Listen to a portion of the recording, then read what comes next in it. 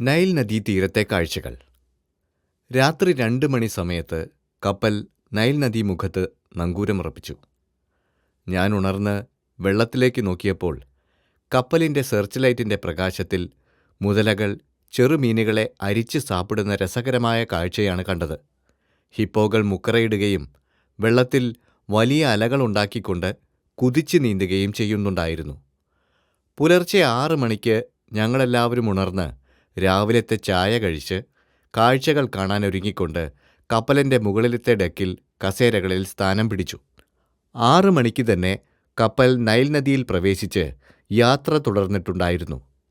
Nile നദിയിലൂടെ 40 mile സഞ്ചരിക്കണം, മർച്ചിസൺ വെള്ളച്ചാട്ടത്തിൻ്റെ 2 mile താഴെയുള്ള ജെട്ടിയിൽ ചെന്നെത്താൻ. അത്രയും ദൂരം നദിയുടെ ഇരുവശങ്ങളിലുമായി വിജനഭീകരമായ വനങ്ങളും മേടുകളും കുന്നുകളുമാണ്. ഇടയ്ക്ക് മൈതാനങ്ങളും മണൽപ്പരപ്പുകളും വരണ്ട നീർച്ചാലുകളും എല്ലാമുണ്ട്.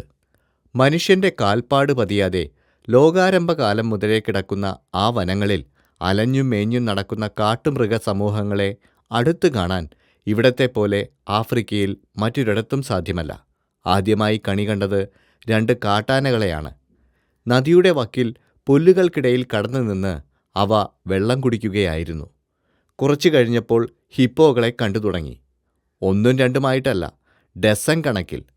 കാറ്റു നിറച്ച തോൽസഞ്ചികൾ വെള്ളത്തിലെറിഞ്ഞിട്ട പോലെ ആ കൂറ്റൻ ജന്തുക്കൾ കൂട്ടത്തോടെ വിനോദിച്ചുകൊണ്ടിരുന്നു.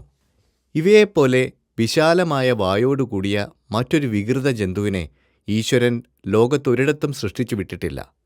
കുഞ്ഞുങ്ങളോടുകൂടി ഹിപ്പോകൾ ജലത്തിൽ ക്രീഡിക്കുന്നത് ബഹുരസമുള്ള കാഴ്ചയാണ്. നാടൻ തോണികളെ അവ തള്ളിമറിച്ചിട്ട് കളയും. പക്ഷേ ഛകഛക ശബ്ദത്തോടെ ഓളങ്ങൾ ഉയർത്തിക്കൊണ്ട് ആഞ്ഞടിക്കുന്ന കപ്പലിൻ്റെ ഭീമാകാരം കാണുമ്പോൾ അവ പേടിച്ച് വെള്ളത്തിൽ മുങ്ങിക്കളയും. ആ വിഡ്ഢിയാൻ്റെ മുങ്ങലാണ് കാണാൻ രസം. തല മാത്രം വെള്ളത്തിൽ താഴ്ത്തി ഒന്നും കാണാത്ത മട്ടിൽ നിന്നുകളയും. അപ്പോൾ ഉടലിൻ്റെ 3/4 ഭാഗവും കുടവയറും വെള്ളത്തിൻ്റെ മീതെ തന്നെ തള്ളി നിൽക്കുന്നുണ്ടായിരിക്കും. ഹിപ്പോ അങ്ങനെയൊരു യോഗാസനത്തിൽ അനങ്ങാതെ നിൽക്കുമ്പോൾ ആ കുടവയറിനെ ലക്ഷ്യമാക്കി കല്ലേറ് പാസാക്കുന്നത് കപ്പലിലെ കാപ്പിരി വേലക്കാരുടെ ഒരു വിനോദമായിരുന്നു. ഈ നേരം പോക്കിനു വേണ്ടി അവർ നല്ല പാറക്കഷ്ണങ്ങൾ കരുതിക്കൊണ്ടു വന്നിട്ടുമുണ്ടാകും.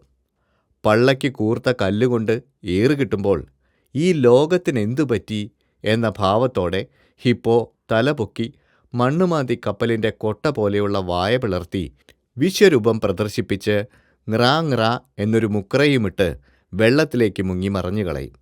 ഹിപ്പോ സാമാന്യമായി പറയുകയാണെങ്കിൽ ഒരു നിരുപദ്രവ ജീവിയാണ്. കുഞ്ഞുങ്ങൾ കൂടെയുണ്ടെങ്കിൽ ഏറ്റവും ആപൽക്കാരിയുമാണ്. വെള്ളത്തിൽ അവന് ശത്രുക്കളൊന്നുമില്ല.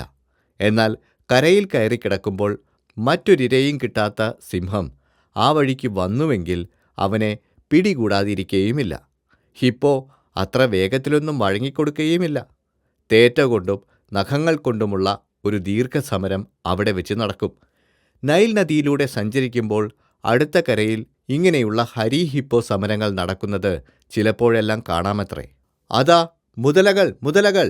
സഹയാത്രക്കാരനായ വടഗാമ ആർത്തു വിളിച്ചു. കരയിലെ മണൽപ്പരപ്പിലും മരച്ചുവട്ടിലുമായി തടികൾ അടുക്കി വെച്ചതുപോലെ തടിയൻ നക്രങ്ങൾ നിശ്ചലരായി കിടക്കുന്നുണ്ടായിരുന്നു. വാ പിളർത്തി വെച്ച് വാലും വളച്ചുകൊണ്ട് തലങ്ങും വിലങ്ങും കിടക്കുന്ന ആ ഭയങ്കര ജന്തുക്കൾ ധ്യാനത്തിലിരിക്കുകയാണെന്നേ തോന്നൂ. ഒരു ചലനവുമില്ല. ഞങ്ങളുടെ കപ്പലിലെ കാപ്പിരി വേലക്കാർ ആ നക്രയോഗികളുടെ നേർക്കും ഏറുവെച്ചു കൊടുത്തു. പരിക്കു പറ്റുമ്പോൾ അവ പിളർന്ന വായോടുകൂടി തന്നെ മെല്ലെ കരയിൽ നിന്ന് വെള്ളത്തിലേക്ക് വലിഞ്ഞിഴഞ്ഞ് മുങ്ങിക്കളയും. ഹിപ്പോക്കൂട്ടങ്ങളുടെ താവളങ്ങൾ കൂടെ കൂടെ കണ്ടുകൊണ്ടിരുന്നു. കരയിലേക്ക് നോക്കിയാൽ വെള്ളത്തിനരികിൽ മുതലക്കൂട്ടങ്ങളെ കാണാതിരിക്കുകയില്ല. 200-300 മുതലകൾ ഇളവെയിലേറ്റ് മയങ്ങിക്കിടക്കുന്ന മണൽത്തിട്ടകൾ കണ്ട് ഞങ്ങൾ അത്ഭുതപ്പെട്ടുപോയി.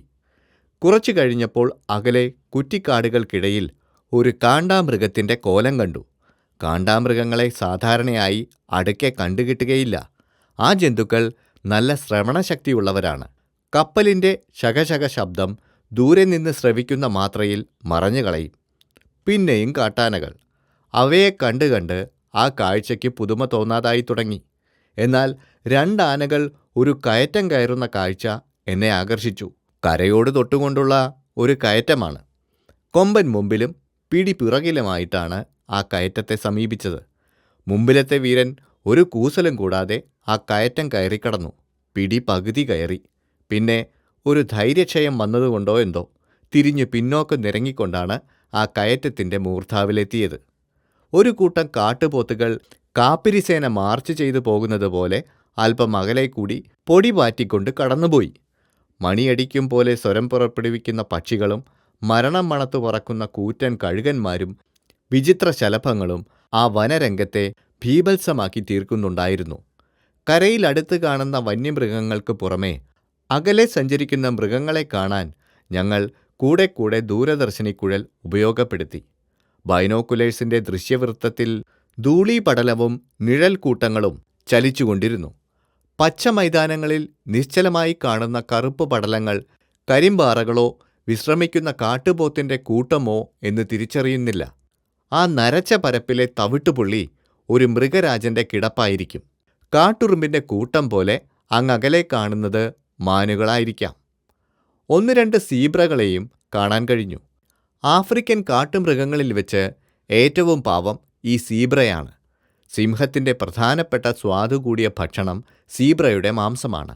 ഒരിടത്തും ഒളിപ്പാൻ സാധിക്കാത്ത വർണ്ണമാണ് ഈശ്വരൻ ഈ സാധുമൃഗത്തിൻ്റെ ദേഹത്തിൽ വരച്ചു പിടിപ്പിച്ചിരിക്കുന്നത്.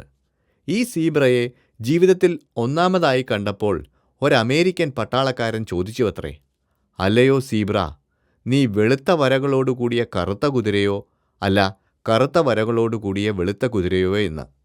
10 മണിക്ക് കപ്പൽ മർച്ചിസൺ ജെട്ടിയിലടുത്തു. ജെട്ടിയോട് തൊട്ട് ജലത്തിലേക്ക് നീട്ടിക്കെട്ടിയ മരപ്പാലത്തിൽ ഞങ്ങൾ കപ്പലിറങ്ങി. Nile diary, S K Pottekkatt.